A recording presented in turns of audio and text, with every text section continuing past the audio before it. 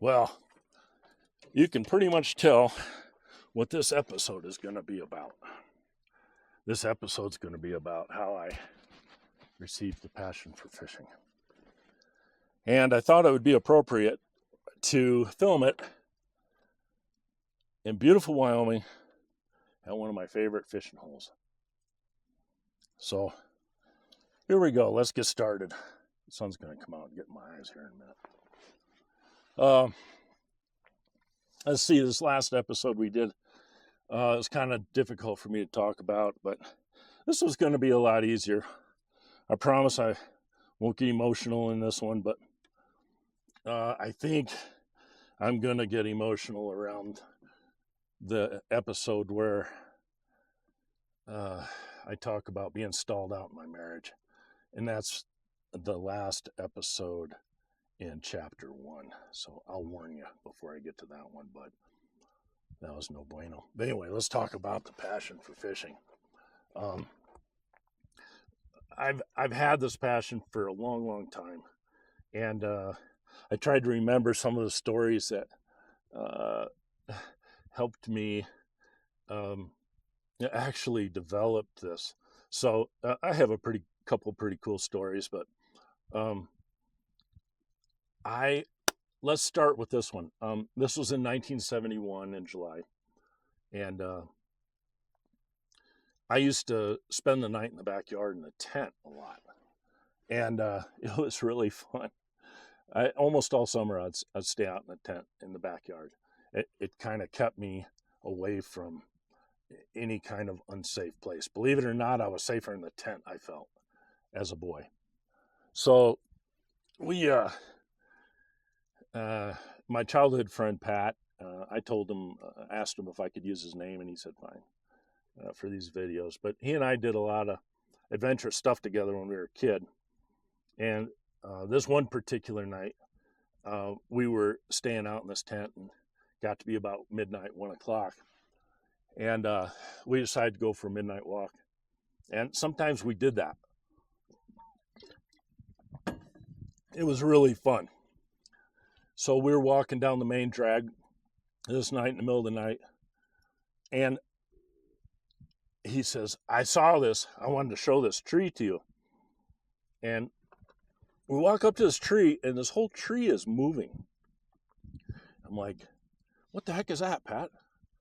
He says, let's get closer and get some rocks. So we picked up some rocks and came up to the tree, and the tree was just moving.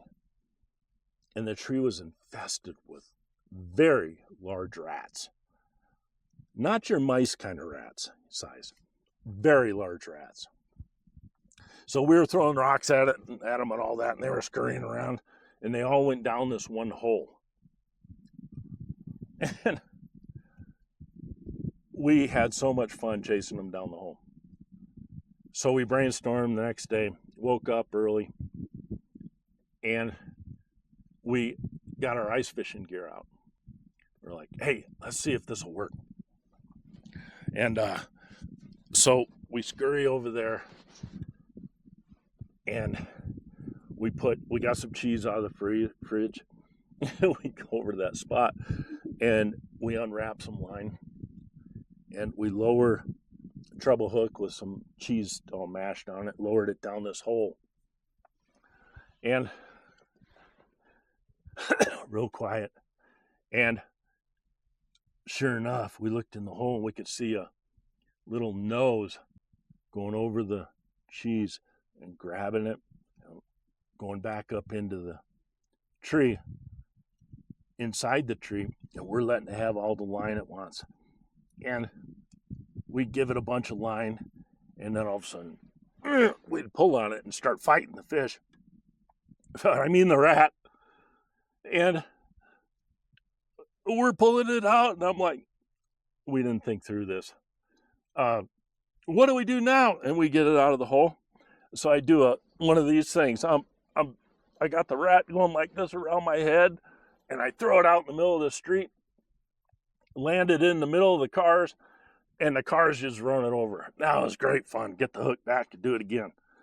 Well, some of them that we would do would weave in and out like Frogger, in and out of the traffic, and he would almost make it back to the hole, and Pat was standing there with a rock, and he let it have it right there, deader than the doornail. We had so much fun doing that. Well, I think it was getting to be earlier in the morning. I mean, a little bit later in the morning, and I think the businesses were starting to open up. And this guy comes by, and he says, "What are you boys doing?" He said, "We're fishing for rats." He says, "You're doing what?" "Yeah, we're fishing for rats." And I don't know if because we had red spots all over the highway and stuff, and I don't know if we caught one in front of him or not, but he could tell we were having success. And he was really excited about it. He was excited as we were. So, look at all that activity out there. I don't know if you can see it or not. It's distracting to me. So, we're catching these rats and having a great time. Well, pretty soon when the businesses start opening up, we're starting to generate a crowd. And the rats said no more. So neither Pat or I were happy that we had a crowd going on. And all of a sudden, the cop shows up. The cop drives up to us, boys. "Boys, what are you doing?" I said, "Well, we're rat fishing, sir." "Well, you can't rat fish." "Oh, why?" And he says, "You don't have a license for it." And I said, "Sir, we don't need a license. We're under 16 or under 15. He says, "Well, you're not dressed for it." Well, I said, "Sir, tell us how to dress, and we'll be back dressed that way, and we'll rat fish." He says, "Boys, you just can't rat fish here. I'm going to have to call your mothers." And we're like, "Oh, geez." But anyway, what I didn't know about that was the dude that was asking us all the questions happened to be a reporter for the Detroit News. And yes, we made it on the front page of the Detroit News. Largest evening newspaper of the world. Pat and I made it on the front page, full spread. July 21st, 1971. Full story. If you want a copy of that, I can email it to you. It's a pretty cute story. But that was one of my first episodes of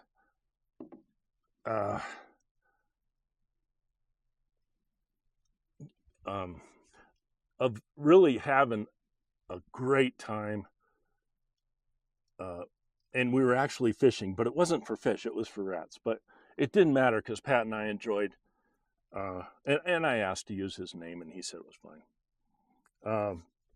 But we would go fishing at Lake St. Clair and catch these ginormous catfish and big northerns, and as 12-year-olds, 13-year-olds. And we had this method worked out to where he would come wake me up at 3 a.m, and we'd take off on our bicycles. Can you imagine two 12-year-olds at 3 a.m. riding in Detroit on their bicycles?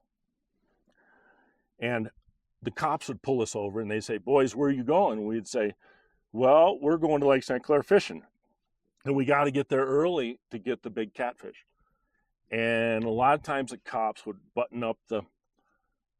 they'd button us up, throw our bicycles in the trunk and take us home. And we'd have to do it all over again. But sometimes we'd get a nice cop and they would take us to where we were going fishing and say, "All right, don't leave, just stay there." That was awful nice. He'd give us a ride sometimes. But when I would come home, I'd tell Mom I'd come home with another broken fishing rod. And Mom would say, "How'd you break that one?" And I said, "Well, we're catching these huge fish. And I need a stronger rod, Mom. These fish are huge." And she's like, "The kids don't think you're telling the truth. You're just breaking these rods coming home." And I said, "No, Mom, really, I'm catching big fish." And she says, "Well, you better bring one home." And I said, "Okay, I'll bring one home." So the next few times Pat and I went fishing, I caught these monster catfish, and I had this Stingray bicycle. And if you look on the front page of the newspaper on that article in the PDF, you can see my Stingray bicycle in the background. But I would take these big catfish and I'd open their mouths and I'd shove my handlebars clear up into their mouth, and I'd ride home holding onto their backs with their spikes sticking out like that on my arm. I'd be pedaling and their tails would be dragging the ground, and I'd beat the crap out of the side of them trying to get them home. Well, the problem is I'd go through these neighborhoods, and these people would come out of their house and give me $5 a fish. And I'm like, geez, okay, I'll sell it. Well, I told Mom about that. She says, you got to quit selling those fish and bring them home. So the kids believe you. And, it'd been a lot simpler to take a camera with me, but we didn't think through that. So this one time I finally did. I brought it all the way home. It was a long ride. I don't remember how far it was, but I could probably Google map it today. I'm guessing it was probably 10 miles. So it felt like 20 as a kid. So I finally get home with the fish. I dump them off in the backyard, and I go in the house. And I go, Mom, I brought home 2 fish, and they're in the backyard. And she says, oh, good. So one of the siblings was in the house. So she came in the backyard and looked at the fish, and she said, oh my goodness, look at the size of those things. And I'm like, yeah, Mom, and they don't even have any tails, because I drug them off on the cement all the way home. And she ran in and got a Polaroid. And somewhere I got a picture of me standing up with 2 big catfish over my head, tails touching the ground. And she says, I don't know what I'm going to do with those. And I'm like, Mom, well, they eat them, so maybe we eat them. And she says, I'm not eating that thing. And my sister said, let's cut them up underneath and put them underneath the rose bushes. And I guess those rose bushes really had roses for a long, long time. They had big, beautiful rose bushes. So that's kind of how I got started in this fishing gig. And what I didn't realize until I was older, I actually prayed about this when I got older, asking the Lord why I have such a passion for fishing. And he said, it was to protect you. And I put that passion in for fishing to protect you and to give you peace. And where you find peace, you find me. And I didn't know that as a kid. I didn't know that's what was going on. I was just having a good time, but I really, really liked it. And I like camping in the backyard, and I think that's why I have a camping spirit. I love to camp. I love to. Those of you that know me know I overland, and I take my motorcycle and go camp on it and stuff. I do all that. Have for a long time. But those are early memories of developing the passion for fishing. So I'm going to leave it here. This ends chapter 1, episode 2. In episode 3 is going to be a little bit difficult because I wasn't such a good kid, and I was getting into pretty rough things. I was doing things I wasn't too happy about, but I still did them. And but I'll talk to you about that. So yeah, episode 3 is going to be a little bit more difficult to talk about.